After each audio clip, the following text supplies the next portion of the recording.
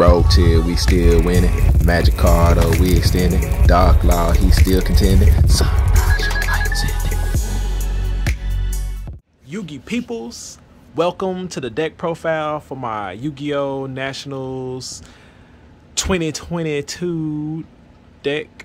I ran, like I said, I ran a pure hero deck instead of like one of my crazy decks like branded heroes or predator plant heroes. And the reason why I ran it this way is because I really wanted to make use of the hero's best extender being Vision Hero Faris. I really wanted to make sure that I was able to use him to be able to play through my opponent's hand traps and stuff if I could. So, you know, I was aiming for as much consistency as I could. I didn't want to lose any games, or let's say I wanted to reduce the number of games that I lost due to just like bad hands and inconsistency with the deck, because you know that's one of the problems that we have with heroes. So yep, let's go ahead. Overall, I feel like the deck performed well. In most cases, I was able to do what I was trying to accomplish, either aboard with DPE Plasma or DPE Dark Law, or all three of them being out on the board.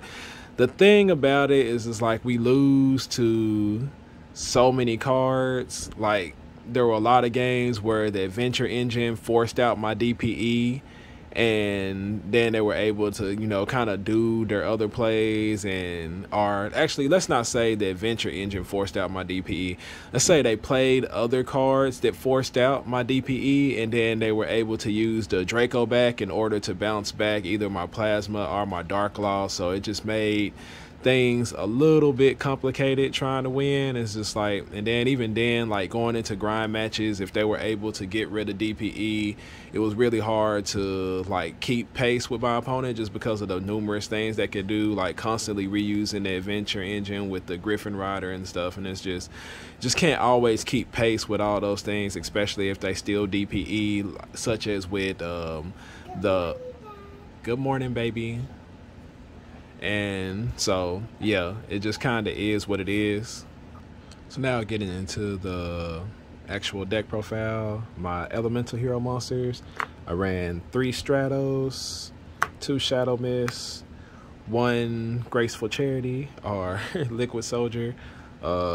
Usually my decks I only run 2 Stratos. Like I said, this tournament I didn't want to lose any games like due to like drawing Faris with no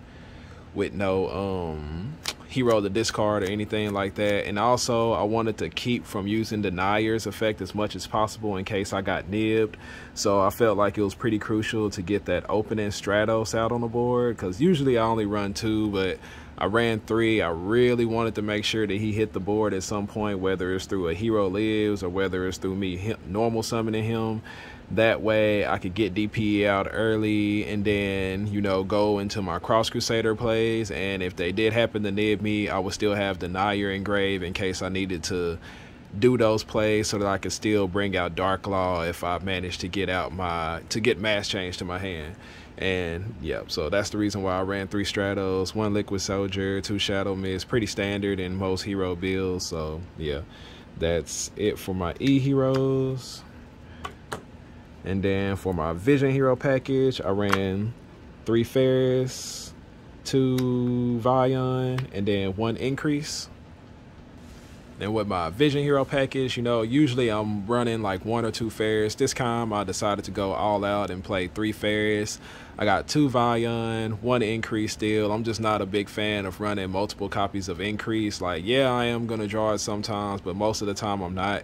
And I just feel like by adding in that second one, I'm just, you know, of course, as his name says, increasing my chance of drawing him. And it's just not worth it. I think I only drew it like 2 times, and the only time it ever cost me the game was in that finals for the prize card. You know, it's just unfortunate that I drew him and Plasma and just no other cards to really be able to do anything. And you know, it doesn't happen a lot, but it did happen that game, and it was costly. But throughout the rest of the tournaments, throughout the weekend and stuff, it just never really happened. I ran 3 Faris. I kind of tried to model the consistency of Sword Soul a little bit, so that's another reason why it's like 3 Stratos, you know, kind of like to 3 Moyi, 3 Faris to like 3 Long Yun. And I don't know, like the ratios and everything and stuff, it was pretty good. Like it's just everybody who was up there, well, not say everybody that was up there, but the better players that I played, they knew where to stop heroes at. You know, it's like there were times I got Ghost Ogred on my increase, and then I would get Ash, Veilered, or Imperm on my Vion. So yeah, not being able to get to Poly sometimes is really bad if you don't have like another way to get to the Poly or something like that. So yeah, overall, this package I felt like worked out perfectly fine. There was never really a time where my Faris was dead. And Vion, of course, never really dead. The increase, always dead. So, yep, that's my Vision Hero package. And then the Destiny Heroes, 2 Mally, 1 Plasma, 1 Denier. Pretty standard. I know a lot of people don't run Plasma. I usually don't run Plasma, but I was really concerned about D-Barrier being a card, and also I wanted to have, you know, Floodgates. Floodgates win games, and during the times when I got Plasma out on the board, I pretty much won. And during the times where I drew him in my hand, you know, there were, I don't know, it's kind of like a toss-up. There was one game where I got drolled, and it was fine because I already had Plasma, so I was able to drop the Floodgate, and it ended up winning me the game. And then there were some games where I drew Plasma, and I was just like, no, you know, and it's kind of like a double-edged sword. It's going to happen like that sometimes. Like, I really want to cut the card from the deck, but it's really, really good. And like I said, it's just kind of like one of those things when you draw Fusion Destiny, or you get that, you know, the easy way to Poly or something like that, then he's free with Fusion Destiny. It's DPE and Plasma, 1 card to get both of those out on the board. And yeah, so, you know, I felt like I needed to run it.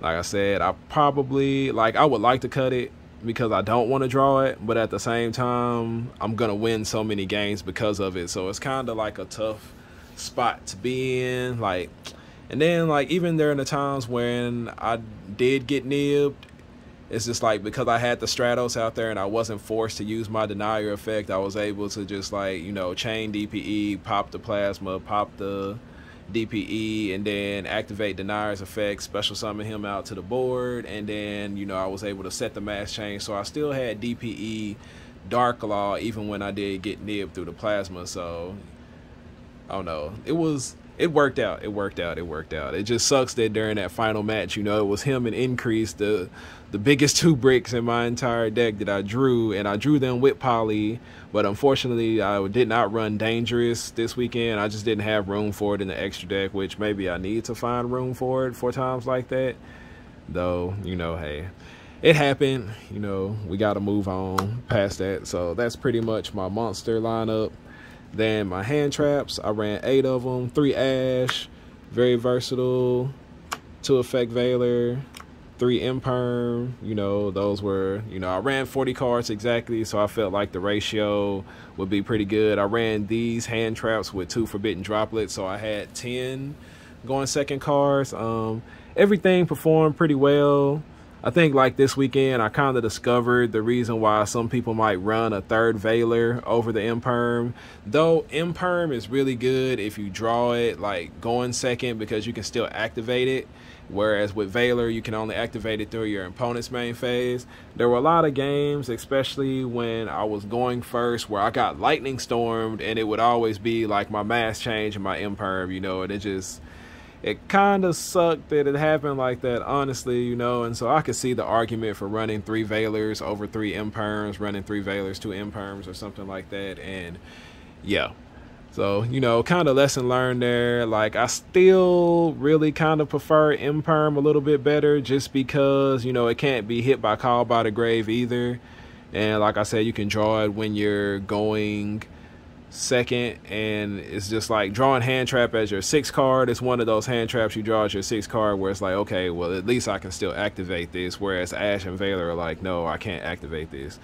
So yeah, that was that. I mean, it's interchangeable. It's kind of hard to toss. Like, Ash never caused me any problems. It's good. It's just got to know where to hand trap your opponent and ash them at the right time. And that's my hand trap and trap lineup because, of course, those were like the only traps I ran in the deck. And then this card, my spells, 3 of Hero Lives. Of course, it's at 3. I'm going to run 3. Very powerful card. 2 Fusion Destiny, probably the best card inside the entire hero deck. You know, run 2 of them because the people who abused it got it limited, semi-limited. 2 Mass Change. I didn't want to draw this card a lot. I just really didn't. And, you know, it happened in that game 3 of the finals. And, you know, I felt like it would be decent, but my opponent drew like, well, actually not even say my opponent drew like the out to it. The Adventure Engine is just a really easy out to Dark Law because, you know, you just activate the right or the Enchantress Lady or whatever. And if Dark Law doesn't hit, you know, what they're trying to do with the Adventure Engine, then Draco back just bounces Dark Law back to the extra deck, and that's just it for it. I did continue to run the 2 super polys. I know y'all saw me like playing the Greek Nationals, so I ran 2 polys. I wanted to have an kind of like a Suedo extender card, you know, where in case like my Vion did get hit, maybe like sometimes I would draw the poly, and it did happen quite a few times, you know. It happened quite a few times, and it was helpful. It helped me play through Ash or Veiler or Imperm sometimes. So I actually like running the 2 polys. I don't know if I will continue to run it just because I feel like I want to add more hand traps to the deck. Just, I don't know, or like more going second cards or something just to make it more playable, to make my hands more playable when I'm going second. I ran 2 Forbidden Droplets. This card was really good. You know, whenever you draw it with heroes, we have spell cards that we can activate, and then you have monsters that are pretty good in the graveyard. So Forbidden Droplet just was great all day. I don't know if I would run 3 just because I hate drawing like multiple copies of it, but hey, it is what it is. I like Droplet. And then, you know, kind of like an odd choice for me was running the 1 Emergency Call, but like I felt like getting Stratos out to the board to keep myself from using the denier effect, I've said it many times, was like pretty key to my strategy and what I wanted to do in order to play around Nib and to play around other hand traps. So yeah, I don't think I ever drew it, so I never really used it, but it was also good like in case I did draw Stratos, like so I wouldn't have to use my Shadow Mist to search for Liquid Soldier, or so that I could search for Shadow Mist when I had Faris. You know, it was just a consistency card. It did exactly what it was supposed to do, and, you know, I don't regret running it at all. It was pretty decent most of the day.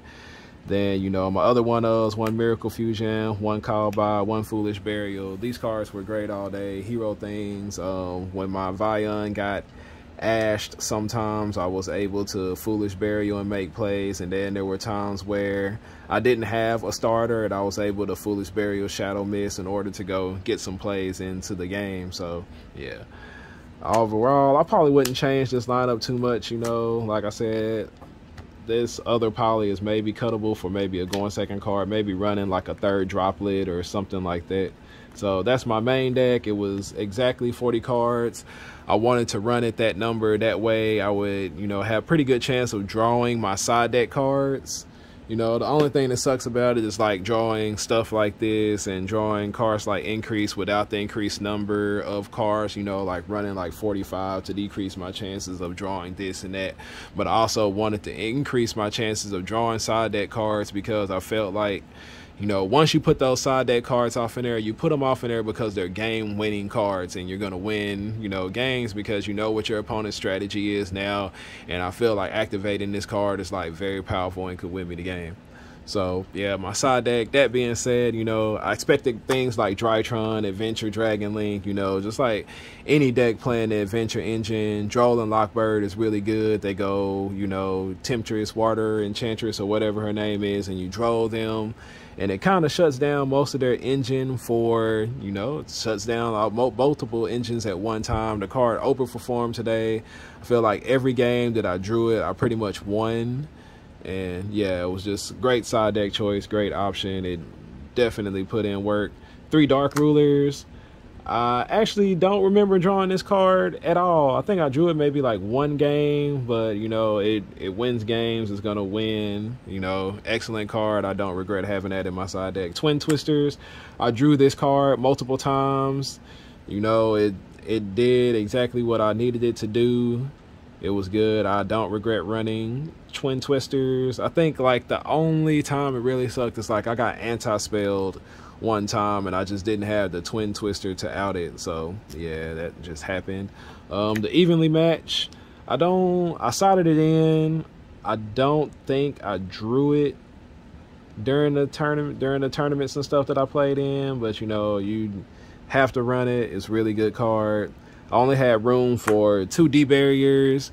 The times when I drew it, you know, like I said, it's a blowout card. You win games. And then, of course, 1 red reboot. Just because cards like Anti-Spell, D-Barry, and stuff, we lose to them. So I wanted to have an out to it. Like I said, like the side deck and the main deck, I made the main deck 40 cards so that I can increase my chances of drawing these cards. And then most of the times, like the cards that I sided in, I did draw my set deck cards. So, you know, it went over pretty well. Like I said, like most of my games were lost due to just my opponents being able to outpace me, especially with the Adventure Engine. The Adventure Engine put in a lot of work against me this weekend.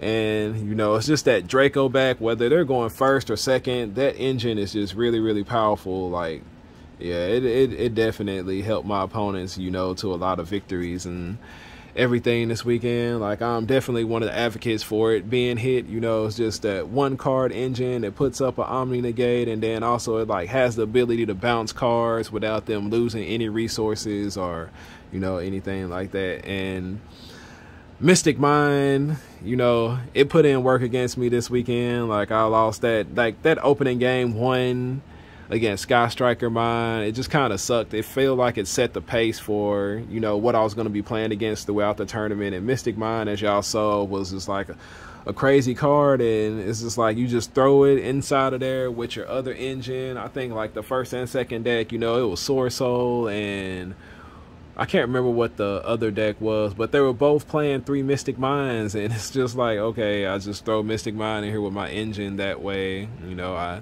have something that my opponent could just straight up lose to.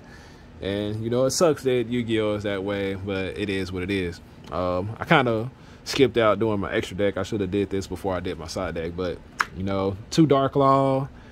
Card's amazing. It wins games by itself, and you know, some games it can't. I remember playing against a double Dark Law, the Drytron player, and he was like, his friend was just watching. He's like, yeah, I can't play through double Dark Law. That is true. My other Masked Heroes, Blast, that card, you know, I really love this card a lot. It put in quite a bit of work against, you know, continuous cards. Especially like in my semifinals match for the prize card, bouncing back the map, you know, was pretty crucial because he didn't have any other plays. Mass Hero Acid, never summoned it, just never came up. Yep, that's it for the extra deck. Shout out for Alfred for the OT. My E-Hero, Sunrise, of course, Ab-Zero, Escurito, the, you know, kind of the E-Hero 3 that are in the extra deck. You know, Sunrise does his thing, Ab-Zero, Big Chill does his thing. Escurito is for in case I had to activate Fusion Destiny, and I do have the Liquid Soldier, and I want to go ahead and get my draw 2 on. That's basically what this is for, so that I can draw 2, because, you know, when you activate Fusion Destiny, you can only special summon Dark Heroes, and also, you know, the same thing where if I have the Miracle Fusion already and I had the Fusion Destiny, that way I still have an E-Hero that I can Miracle Fusion with, because it only brings out E-Heroes. So that's that. Again, of course, the Destiny Hero package is usually not Dystopia off in there, but, you know, I ran it because this is Nationals. I felt like, you know, games were going to go 2-time. I wanted to be able to win those games, and, you know, my round 1, it came down to it. I just couldn't be the scumbag, you know, player, and I didn't, you know, time scale my opponent. You know, it is what it is. Maybe it was a bad choice at the end of the day. You know, it's Nationals, do what you got to do to win, right? It's not necessarily cheating, but at the same time, it's just like, I don't know, like my conscience, I just couldn't do it in line with my conscience. But it did come up another game where we had the, you know, went into time, and my opponent, you know, he did actually ash my Palmerization, but I ran that second Palmerization, and yep, I was able to burn him for 1100 and win the game with Dystopia. Vision Hero Trinity, this card was, you know, whenever I drew droplet and my opponent had monsters in attack position, it just won the game. I think like one of my opponents was like Sword Soul, and I dropleted him, and I added Poly off of Vion, and I just proceeded to make Vision Hero Trinity. He automatically just scooped it up. Like, this card is amazing. You know, it's what we use to get over towers and stuff, maybe if we have to, because 5k attack is quite a bit. And especially if you do it with Sunrise out there, you know, you can get over like those really big monsters. My Link monsters, 2 Cross Crusader, of course, pretty standard. Dread Decimator, Wonder Driver. I ran the Dread Decimator. I just kind of wanted to be like, I was kind of actually worried about people like playing Crooked Crook stuff. Like, you know, I just didn't want to lose to anything dumb.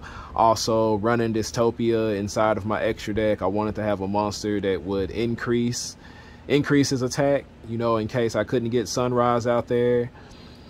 And like, I don't regret running it. You know, it did come up with the Dystopia pop at one point. It's just my opponent had the Widow Anchor also, and so, you know, I couldn't do much about that. But I actually liked the card when I did bring it out. It was also like, in case I had a way to OTK my opponent if they did debarrier me, because his big attack boost that he gives to everybody, you know, when I can't bring out Sunrise, then, you know, hopefully I can get to Dread Decimator. The Wonder Driver, like, I like this card. I do. Like, you do have to kind of play into Nib in order to bring this out, but by the time you're ready to bring this out, you've already like did a bunch of summons into Nib anyway, so it didn't really matter. Just in case I didn't draw that extra Poly or didn't have a way to get to the extra Poly, he was able to get that. And then also the mass change, you know, like I said, I double mass changed my Drytron, and this is basically the reason why I was able to do that. So that's that for that. And then the one Babushka, you know, really good against Flunder, really good a lot of matchups. You know, it's a really great floodgate. It did help me in my semifinal match, because I went what did I do? I went a Hero Lives into Stratos, add Vion, because I didn't have another hero in hand, and I summoned out Vion, and he, I think, what did he do? No, he drove me when I searched for Vion, and I just went normal summon Vion. I dropped Mally Boy just to have him inside of Grave, and then I proceeded to make Babushka. So, you know, that card is pretty decent. It's really good. You know, it helps win matchups, especially when you get hand trapped and you limited in your plays. Just having a monster that you can bring out is pretty good. Like, the only thing that sucks about it is it's not a hero, of course, and so when you go Faris, you know, and you get stuck with Stratos and Vion out on the board, unfortunately you can't make Babushka. But, you know, it would be cool. It was cool. It did its work and stuff when I needed it to. So overall, that's the deck profile. You know, if y'all watch my vlogs and see my other deck profiles, I hadn't been running like a normal hero deck, you know, in the past couple months. You know, I decided to do it for Nationals because I felt like I wanted to use the deck at full power. I didn't want to be limited in certain cards and not being able to play certain cards because, you know, everything locks me into heroes. And, you know, whether it was the right choice or the wrong choice, you know, there's no telling, because the problem, like I said, with running things like the Predaplant hero and the branded hero deck is like, you know, you lose Faris, you use the Faris combo, which is like one of our most powerful, you know, cards, and it's just like with the Predaplant hero deck, there was no way for me to extend. Like, there was no extender card. It was just like decent. It was just kind of like if they stopped me from adding the Fusion Destiny with Ass, I kind of just lost the game. And I tried to mitigate that by playing, you know, the 3 crossout designators, you know, and it's just like, you know, with 3 prosperities, and, you know, maybe that would have been the better idea, because that deck just, you know, was a 1-card combo deck. All I needed, you know, was that card, and, you know, I was sight locking my opponent and then going into Plasma the next turn. So, you know, I can't say that I regret running the normal hero deck. You know, I went with what I felt like giving me the best chance to win. In the end, I wasn't able to pull it through. You know, this season is over with, though. I have a regional coming up on the 6th out here in Fort Worth. I will be there. I will be running heroes To what extent I'll be running heroes, I'm not sure. If I'm going to go back to, you know, trying to mix it with something crazy, or if I will just play like a normal hero deck and do the best that I can.